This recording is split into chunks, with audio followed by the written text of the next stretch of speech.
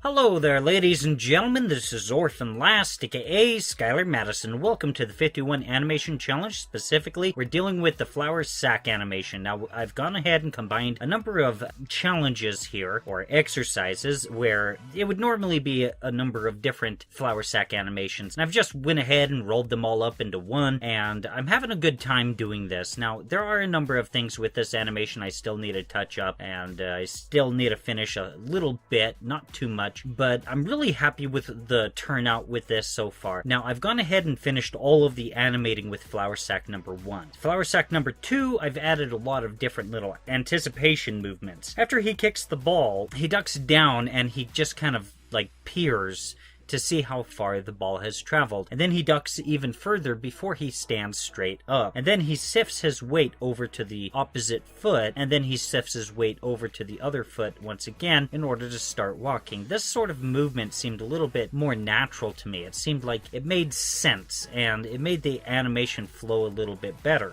I feel like these sorts of little anticipation movements are probably the sorts of things that you should keep in mind. Now, I haven't really worked with an animatic before, so next time around I think that I'll add a lot more drawings to an animatic, a lot more breakdowns, because there's so many different ways for you to add different sorts of anticipation breakdowns and such like that. And I think that having these sorts of things worked out from the very beginning is a lot easier to work with later on down the road, especially once you have your timing all laid out. Next time I wind up having an animation that extends towards something like 500 to 600 frames, I think that I'm going to have an audio file to help me determine what the timing will happen to be for each and every single action. Now, you just saw me delete a bunch of red frames. I just barely opened up OpenToons for the first time for the week, and I see a bunch of red frames, meaning I had a bunch of drawings that did not get saved properly. And so now I'm having to redo a bunch of work. Fortunately, it's just a moving, bouncing ball, which means I could get this done pretty quickly. But even still, I didn't want to keep on dealing with that. So I left the computer on, I left OpenToons on throughout the entire week while working on this. Just simply because it's so frustrating having a program that makes it so that you need to work for 45 minutes before you actually get to work on something new. Having to revisit something that you've already animated is really aggravating, and yet that's just something that you have to deal with, evidently, if you're using OpenToons right now. I don't know what the issue is. For some reason, it was working like a dream with the most recent nightly build. Seemed like the problem was solved, and yet it just seems like it's not solved anymore. So I don't know what the issue is. I don't know what the malfunction is or whatever it is. It's just really frustrating. But yeah, here you see me just drawing out the little anticipation movement where he's ducking down before he stands straight up. And some of the motions I'm not really quite sure are really registering very well. For example, after flower sack number 2 winds up stepping on the ball, he does this action where he starts waving at flower sack number 1. Now, for me, for some reason, that completely lacks personality. So I think I might just have to revisit that motion and just kind of get his full upper torso in on that movement so that it seems a little bit more compelling. Now, one thing that I just have to say is make sure that you are constantly watching your animation, just simply because there's so many different things that can go wrong if you don't. So here you saw me add even more of a squash as he ducks down. For some reason that seemed to work a lot better than just having him duck before standing straight up. Having him actually squash before standing up seemed to work for some reason. Don't ask me why, it just did. Maybe it's just because it's anticipation, or maybe I'm just thinking of anticipation incorrectly or something. But ultimately, what I'm mainly concerned about isn't so much what is proper and right, or what is and is not properly defined as anticipation. I'm more so concerned about, okay, what's going to make this motion seem a little bit more natural? And that's my primary focus right there. And as you can see right here, I'm actually spending quality time paying attention to flower sack number 1. Now, there's not a hell of a lot of movement for flower sack number 1, but there are a number of things that I noticed just didn't look right for flower sack number 1. And so I just kept on kind of playing around with it until it wound up looking good. Even if it just meant making a gigantic motion blur for a frame. And so that seemed to work. Oftentimes also, you notice how when he winds up smashing against the ground, I added a little jiggle to the body so that there's just a little bit of follow through after the collision with the ground. So there's interaction between flour sack number 1, the ball, and the ground. And so there's physics interacting with all of the above. So I thought that this might actually really help out, kind of sell the realism of the flour sack number 1's situation. And, you know, I actually had a number of attempts at some of the gestures and body language of flour sack number 1. And one of the techniques just simply didn't work at all, and I actually had to completely rework it. It just didn't seem to work. Not only that, but one time I animated one particular action, it seemed like the arms were doing this weird fluttering action as if he was trying to fly, which was actually a big surprise to me. This is why you need to make sure that you're constantly watching and rewatching your animation, because the progress that you're doing may not actually be progress. Now, you might be noticing that I've spent an abnormally large number of videos covering the rough animation for this particular 51 animation challenge.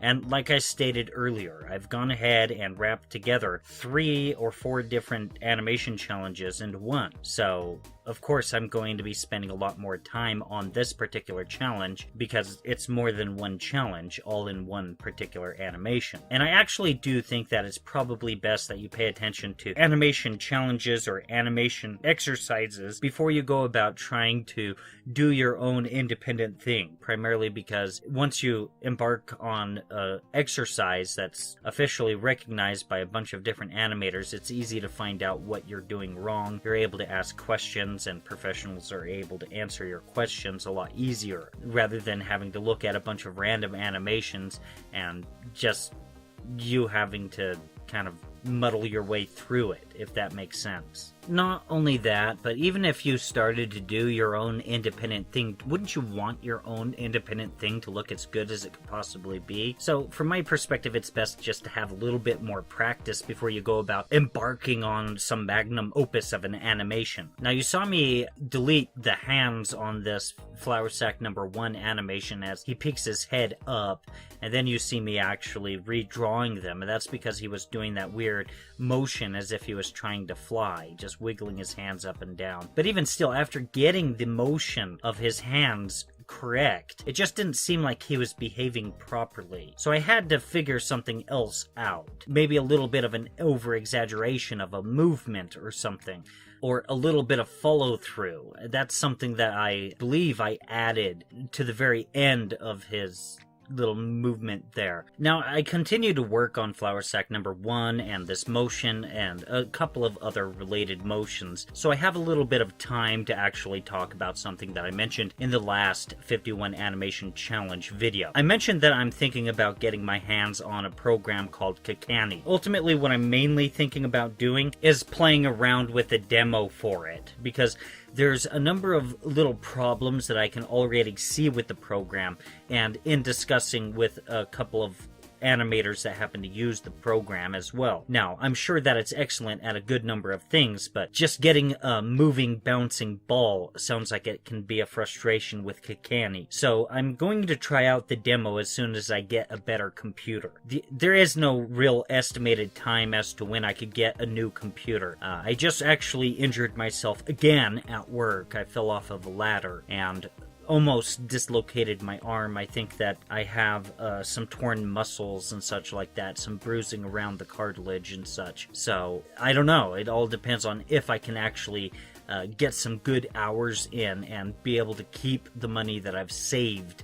That's the issue here. I'm thinking about actually getting my hands on a number of demos, and possibly, even though I don't like the very idea of temporary licenses going month to month, it's something that I might very well do for a little while until I wind up finding the type of software that I would want to buy a permanent license to. Ultimately, the software that I think that I'm going to settle with has a much better chance of being my preferred software if I can actually purchase the actual software. If it's just some pay per month or pay per year sort of membership program, I'm not really all too interested.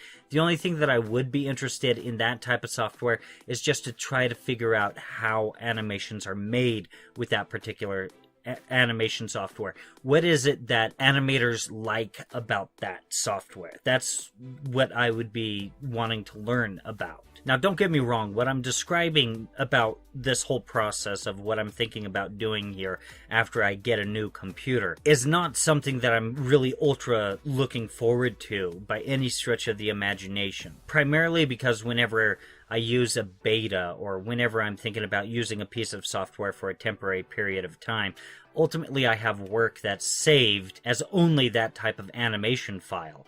So it kind of feels like my animation work is held hostage. Fortunately, I'm working on the 51 animation challenges, and so I'm working on challenges, not some masterful magnum opus like how I was describing earlier. So this is another reason why you might want to focus on animation challenges, simply because it gives you the chance to maybe find the sort of animation software that interests you the most and such like that. Now, yes, I am interested in finding a piece of animation software that interests me the most, but I'm also interested in finding software that can help me find out favorite features about variously different software that we might be able to get ported into OpenTunes at some point in time.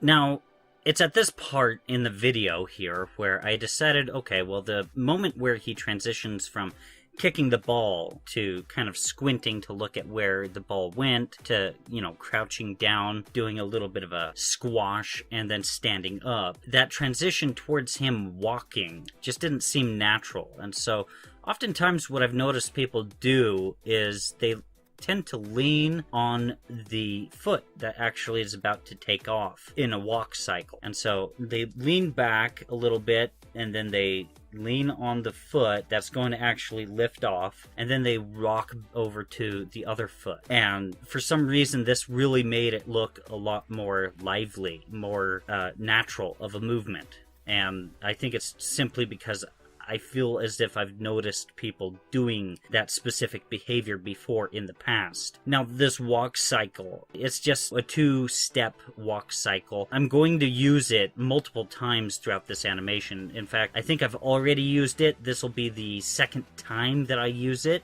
Actually, the second and third time that I use this animation, all consecutively, all at one point in time, and then I'll use it one more time at the very tail end of the animation after he jumps over flour sack number 1. However, that portion of the animation is not really quite ready, so it's currently not there. Although I like traditional animation for the feeling it's like you're just drawing an image like you would an illustration.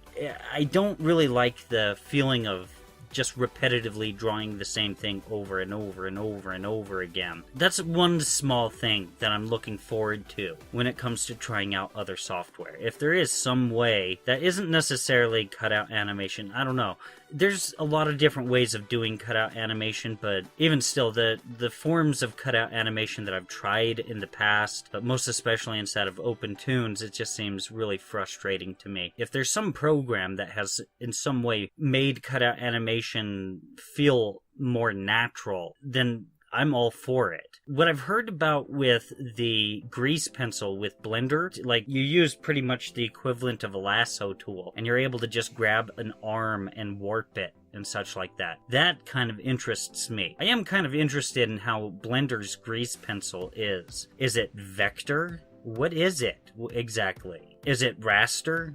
I don't know. Eventually I plan on learning Blender, Actually, to some extent, I see Blender as the ultimate animation software to some extent. Primarily because it's free, it's commercially backed, it can do 3D, it can do 2D animation, and if you can master it, then heck, that's awesome. However, for some reason inside of the commercial animation industry, for some reason people aren't quite as impressed if you know Blender for some reason. It doesn't make sense, even though there are animations inside of Blender that have been every bit as elegant or more amazing than anything that I've seen coming from some of this other actual commercial paid software.